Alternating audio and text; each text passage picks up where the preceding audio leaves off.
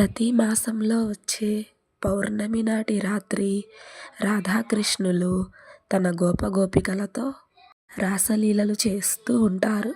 అదేవిధంగా ఒక పౌర్ణమి నాటి రాత్రి కూడా అందరూ సమాయుక్తమయ్యారు.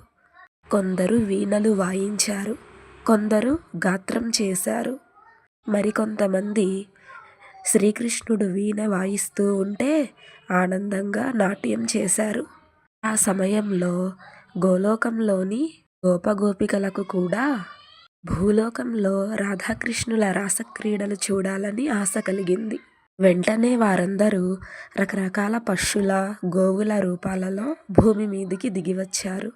శ్రీకృష్ణుడు ఇది గమనించి వీణానాదాన్ని ఆపి తన వేణువుని తీసుకుని గోపగోపికలకు ఆహ్వానం పలికాడు.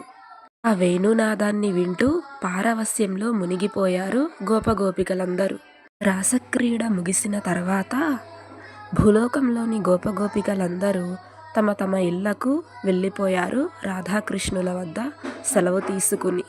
ఆ తర్వాత గోలోకంలోని గోపగోపికలు తమ నిజ రూపాలు ధరించి రాధాకృష్ణులను పరిపరి విధాలుగా పూజించి మెప్పించి, రాధాదేవి నాట్యం చేస్తూ ఉండగా నీ వేణునాదం వినాలని కోరికగా ఉంది కృష్ణ అని వేడుకున్నారు.